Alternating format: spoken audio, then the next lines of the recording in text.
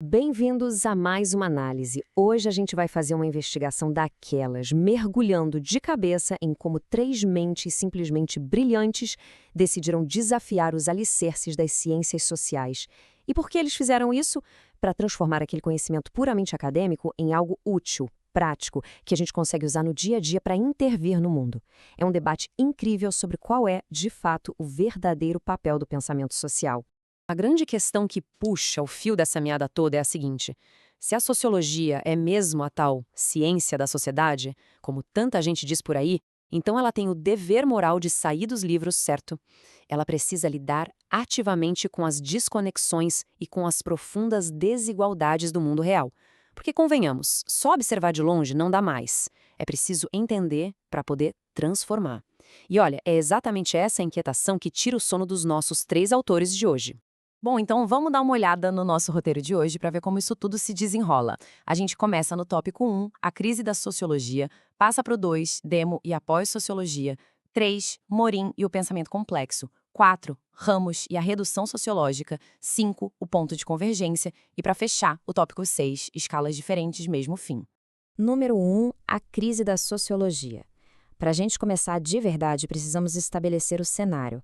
Acontece que a sociologia é frequentemente descrita, tanto por quem a critica quanto por quem atua na área, como uma disciplina em um estado de crise permanente. É como se ela estivesse sempre precisando daquele reset, de uma baita reinicialização conceitual.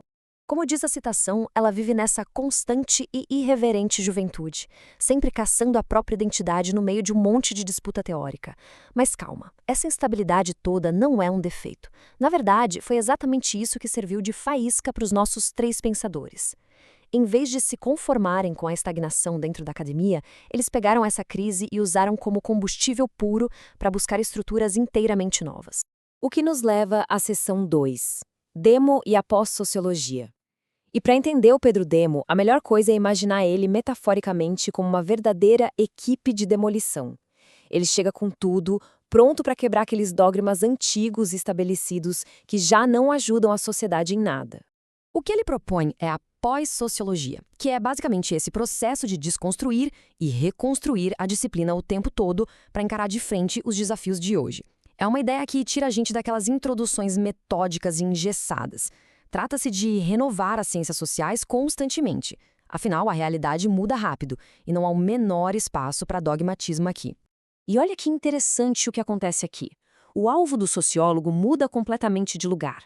O Demos questiona essa história de ser apenas uma ciência da sociedade estática, porque cá entre nós, disciplinas como a história e a antropologia também estudam isso, não é verdade? Então o foco dele vai direto, na veia, para a desigualdade. A missão passa a ser explicar o porquê de o privilégio ficar nas mãos de tão poucos, enquanto a miséria é a realidade de muitos. E substituindo a ideia de leis inflexíveis por regularidades sociais, ele exige que a teoria vá para a rua e se misture com a ação prática no campo. Agora o ponto 3, Morin e o pensamento complexo. Se o Pedro Demo era a nossa equipe de demolição, a gente pode descrever o Edgar Morin como uma lente de zoom potentíssima. Sabe aquelas capazes de focar instantaneamente em um detalhe microscópico e logo em seguida nas grandes questões planetárias? É bem por aí.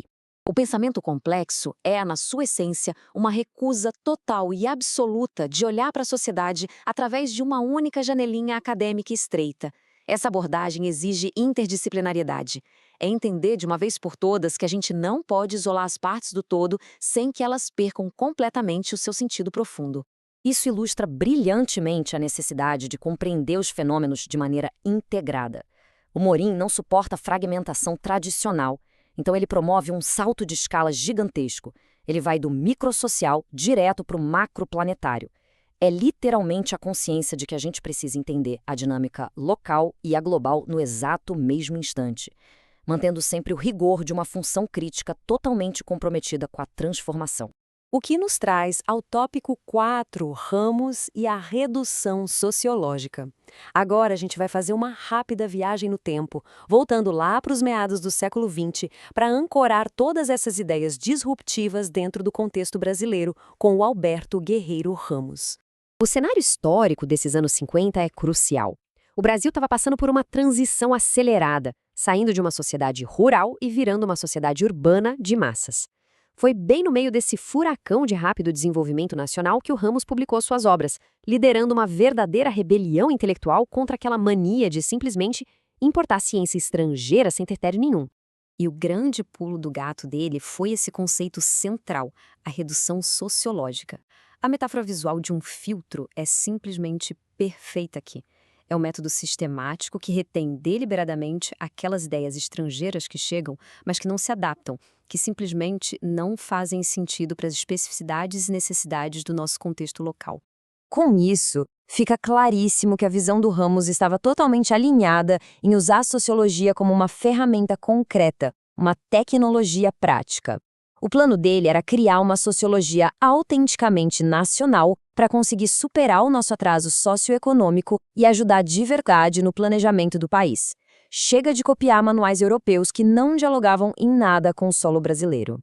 Chegamos então ao nosso tópico 5, o ponto de convergência. Vamos avançar um pouco e ver o que acontece quando a gente coloca esses três pensadores gigantes no mesmo palco analítico. O que une essas mentes? Quando a gente sintetiza essas metodologias lado a lado na matriz, o quadro fica cristalino.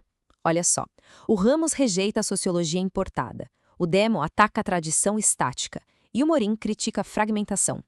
As funções que eles propõem variam, indo desde tecnologia social até a transformação global, mas todos eles se rebelam universalmente contra aquele academicismo estagnado. Eles querem forjar uma ciência muito mais crítica e com um impacto tangível na sociedade. O que nos leva, finalmente, ao tópico 6, escalas diferentes, mesmo fim. A gente foca agora num detalhe super interessante. Como visões de mundo com escopos aparentemente tão diferentes apontam, em última análise, para o exato mesmo horizonte de transformação. O ponto crucial aqui é essa justaposição impressionante. De um lado, a gente tem o escopo do Guerreiro Ramos, focado intensamente no desenvolvimento nacional da década de 50, um olhar altamente localizado. Do outro lado, a lente de Morin, contemporânea e absurdamente expansiva, que engloba as grandes questões do planeta todo. Mas sabe o que é mais legal?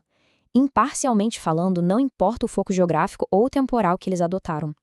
Os objetivos finais são os mesmos: romper o isolamento da academia, criar ferramentas práticas para intervir na sociedade, bater de frente com a desigualdade sistêmica e não parar nunca a reflexão crítica. O compromisso comum é entregar um conhecimento que efetivamente trabalha a favor do mundo real. E a gente encerra nossa jornada deixando no ar uma provocação, daquelas para fazer pensar o resto do dia. Com essas ideias desconstruídas e filtradas em toda a sua complexidade, como é que nós podemos aplicar essas mesmas lentes críticas para encarar as demandas estruturais da nossa sociedade de hoje? O convite está feito para que essas ferramentas continuem operando. Valeu demais pela companhia e até a nossa próxima análise.